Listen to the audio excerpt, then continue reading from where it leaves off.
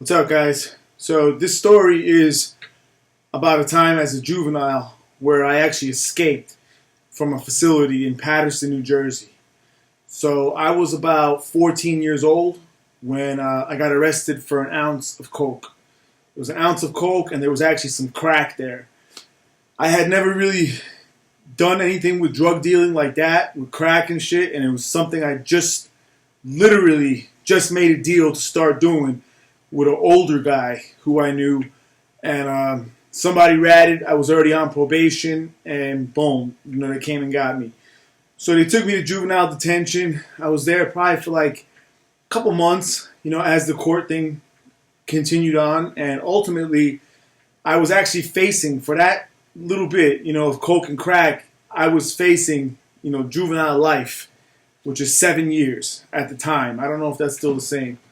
So realistically, they were telling me that I could be incarcerated till I was 21, but more likely, I can get 5 years, which is fucking crazy.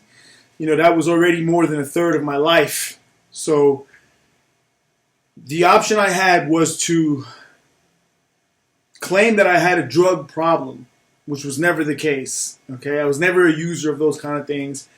But to claim that in court and to take a drug program rather than take that 5 years. So it was offered to me that I can do 1 year in this program in Paterson and then I'd be good, rather than the 5 years.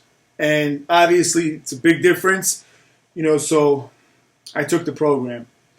That was the last time in my life I would ever take a program again. I don't think it was ever offered to me, but regardless, I will never take it again because of the type, setting, and environment that is not suitable for me. Mainly what I mean by that is everybody's a fucking snitch in there. It's not like jail and prison where people get down and there's a code of respect, that you have to maintain. And basically, if you know how to do that, you know how to jail, you know how to be respectful of others, you could be okay. Whereas in these type program environments, people are all encouraged to tell on each other, and, the violence part is pretty much removed. There were fights there, but it's not as much as it would be in a regular juvenile detention. Far less. And I was there actually for like probably 6 or 7 months before the incident I'm going to tell you actually happened. And my day-to-day in this place was pretty much, there were school requirements. If you didn't have a diploma or a GED, you had to go to school. So I tried doing that. It was fucking ridiculous. What I mean by ridiculous is the level of schooling that they were offering, because of the average among the people there, was like third grade for me. It was, some of these people didn't even know how to read. So I took a test, got a GED, and from there I was actually offered a very unique opportunity to teach other kids, other people there. Now keep in mind, this facility had a couple hundred people in it. There were about 50 juveniles, people 18 and under, but there were also adults there. There were over 100 adults living in the same building in this same program. So there was a lot of shit going on, as you could imagine. But they gave me this opportunity, and they basically gave me a classroom. And I was able to teach people in there who needed specific help or, time dedicated to them on a one-on-one basis. So that was a beautiful thing. I look back at that. I'm very grateful. I taught a lot of guys how to read, actually. It's amazing how many people I encountered in my life who were adults, basically, and didn't know how to read. So that was a good thing that happened there. I was doing that for the most part during the day. I would work out, and there was programming requirements every night, which sucked. Basically, you had to go to a meeting for an hour, and it was terrible for me because, as much as I want to sympathize with these people, talking about their drug problem, I never had that drug problem. I'm not a fucking addict. I'm here because I don't want to take that 5 years. So, whatever, I was dealing with it. And, I was doing all right. I didn't like the place, but whatever. I figured I'll do a year, I'll get out. 7 months in, a problem happens. They had in this place something called shot callers, which I also fucking hate. But basically, administration picks from among the inmates people to give status to and to give them a little bit of fucking power and allow them to be somewhat of a supervisor. Never made sense to me. And one of those guys was actually a guy that I was in juvenile with before, in juvenile detention, and I actually helped. He was a white guy, so he was the minority in there, and I actually remember helping this fucking guy in there with a problem he had. He was getting picked on, he had some problems, and I helped him. This same fucking guy was the cause of my problems later, and ultimately the reason why I had to escape. These programs have a no-tolerance kind of policy where, again, I said before, there are fights. As long as nobody tells, you're good. There are weapons. There's still a lot of shit going on. But this fucking guy, the same guy I helped, was now a shot caller. And one day he fucked with me over some stupid stuff. It sounds ridiculous, but, I had 2 mattresses rather than 1. These mattresses are little fucking thin bullshit with gaps in them where they're missing cushion. It's garbage. So I had 2 of those piled onto my steel bunk, and I covered it with sheets.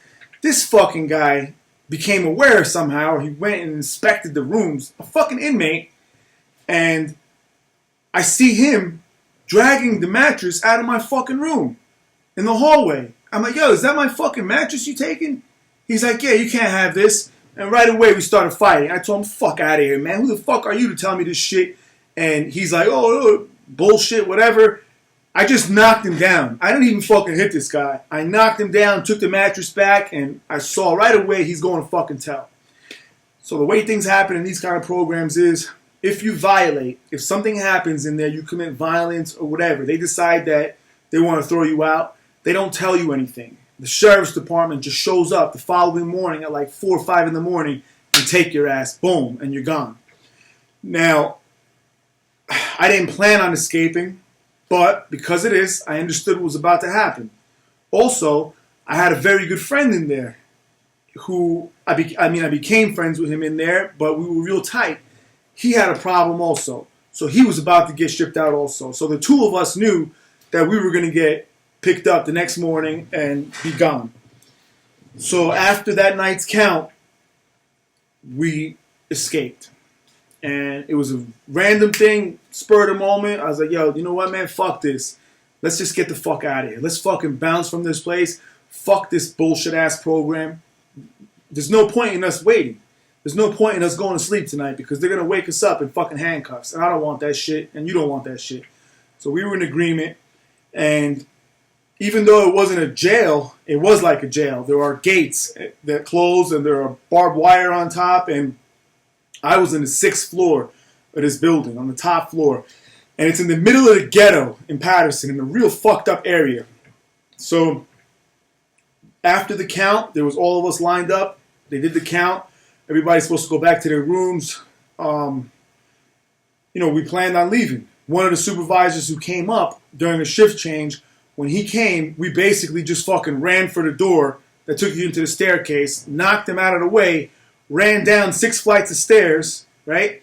Made it to the main central reception area, and there was a bunch of these guards there, but we just fucking took off. Before anybody knew what was happening, they didn't even know what was happening. We fucking ran, kicked through that front door, and ran. We were able to pass the fences, get over everything, and now we're in the middle of the fucking street in Patterson. It's like 10 o'clock at night. I didn't even know that area. That was in the other part of Patterson. I don't even know that area. So within like 5 minutes, let's say, of us having done that and gotten over those fences, we heard fucking sirens all over the place. Boom. We saw fucking bounty hunters. So bounty hunters are just unmarked cars coming out. They're not cops. They get called immediately because the friend I was with didn't come from juvenile detention. He came from juvenile prison. And he had some serious violence already on his jacket at the time, so we were considered a threat. And they fucking went all out looking for us. Now, because we didn't know the area, it was very bad of us to be in that circumstance. We just fucking took off and ran. We were running down blocks. We were trying to run in between buildings. In the end, we ended up being surrounded, right? It was crazy how this happened. So there was a diner there, all right? And we ran into an alleyway. Cops were chasing us everywhere. I don't know how we got away so far, but they saw us go into this alleyway. Okay? And there are these two buildings. One is a diner and the other was something else. I don't know. And we get in there and we realize, fuck, we're stuck. We're trapped. There's nowhere to go. Right? We could go back around the building and get out the other way, but there were cops everywhere. So the guy I'm with, he's like, yo, we got to go up. I'm like, up? What the fuck you mean up? In between the buildings, there was an alleyway like this long, probably like 6 feet, a little bit less. And he's like, we're going to climb this shit. These are fucking brick straight walls. And I'm like, what the fuck? This guy starts climbing. He gets to the top. He's telling me to come. I was like, man, I can't fucking do that shit. Nevertheless, I tried. And the way we climbed it is I just suspended myself completely like some Superman shit. So I'm out here and my feet are up. I'm stretched out and I'm just shimmying up this wall very slowly. I almost fucking fell and busted my shit. This guy had to grab me actually when I got near the top and pulled me over. He pulls me over. We lay flat on the roof. There's like a lip like this big around the roof. So we're kind of depressed in that little area. And we're fucking silent, not moving. And we're hearing the cops. We're hearing them everywhere. And we're hearing the dialogue. They're saying, where the fuck are these guys? I saw these motherfuckers run back here. And one of them actually said, he's like, they probably went up to the roof, one of these buildings. And another guy looked at it and said, there's no way those guys made that climb. And they left. They took off and left. We stayed up on that roof for the whole night, that night, the first night, until morning. And literally didn't even fucking move because they were looking everywhere. The next morning, we waited for school for school to start. So there's kids in the street and shit going to school. And we jumped off and we blended in somehow and ran into this fucking wooded area, which is very unusual. There's a little wooded area with like a mountain in Patterson around the ghetto. So we fucking ran to this thing and hid out in the woods, right? So we're in the woods and we're trying to come up with a plan. What the fuck are we going to do? It's in the middle of summer. It's hot as shit. And we have no food and we have no water. So we ended up hiding out in those woods because there were so many cops all over. We kept seeing these guys everywhere creeping around. We could see the streets from there. And there was no way for us to get out. There was no way, we couldn't go anywhere. We had no money. We were fucked. We started moving in the daytime only when school actually let out. So when school let out at like 3 o'clock, a bunch of kids would hit the street. We would come down from the mountain and run to this gas station. And there was a hose in the back. And we would just hose off and drink some water and run right back into that mountain until we came up with a plan. We were probably in that mountain for like 10 days. I mean, I lost like 20 pounds. We were fucked up there when we finally realized, you know, we got to make a plan. And we decided that we needed a car. So we leave the mountain. Again, we're in the ghetto now. And we actually broke into an apartment. So we broke into an apartment and there was some food there and stuff. We took some food. And from that apartment, we were able to make some phone calls also. My friend wanted us to steal a car. You know, to steal a car and to just take off. Because I had access to that phone, I had made arrangements where I can get us a ride. There's no need for that. Told my friend, listen, man, we can get picked up. We're good. He's like, I want to go back to Union City, where he's from. And I got some shit I got to do. We'll separate now. You go with your people. I'll find my way. And we'll meet up at midnight that night. This is in the morning this was happening. And I remember telling him, I'm like, man, don't fucking go back. Don't go around anybody. He had this girlfriend he was fucking in love with and shit. Even though he told me he wouldn't, I kept telling him, do not go fucking see this girl, man. The people I talked to on the phone told me that there are cops everywhere. The cops were at my people's house, friends, family, your people's house, at your mom's house. They're all over the place, man. Do not fucking do anything. Even those calls were monitored. Everything was watched. So we made the deal. We agreed. We're going to meet back up at midnight that night, and we were going to take off together. Leave the state, go wherever. Florida, west, wherever. And I actually never saw him again. That was the last night that I ever saw my friend. That was the last time ever. We separated, and we never saw each other again. I went to meet him where we were supposed to meet at midnight that night, and I waited, and nothing. And I realized that he got caught, which he did. He got caught. I don't know if he was back at his mom's house, but he tried to see somebody, and they caught him in Union City, where he was from.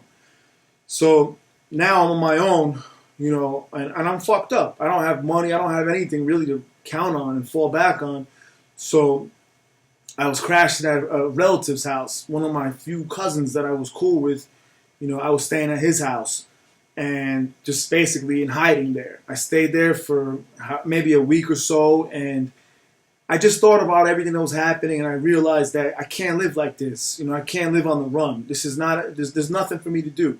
I don't have the kind of money to support me being a fucking fugitive, and it's only a matter of time. And once I realized that it's inevitable that I'm going to have to fucking do this time, whatever they're going to give me now for this escape especially, I decided to turn myself in, which was crazy for me. Escaping was an emotional thing. It was like this, and I just didn't want to deal with, what was coming, what I knew was going to happen to me, and I just actually made things worse by escaping. But thankfully, I was smart enough to figure that out and then realize that there's a huge difference in getting caught, as my friend did, as a fugitive, versus voluntarily turning myself in as a fugitive. And ultimately, that's what I ended up doing. And I walked into a courthouse, and I told them who I was, and they actually knew who I was because that was the jurisdiction that I was out of. And they put me in a holding cell, and I remember I was just begging them, please let me see the judge. Please let me see the judge. Let me go before the judge. And they didn't want to let me do it because they were just holding me there till they had a transport pick me up to take me back to juvenile detention.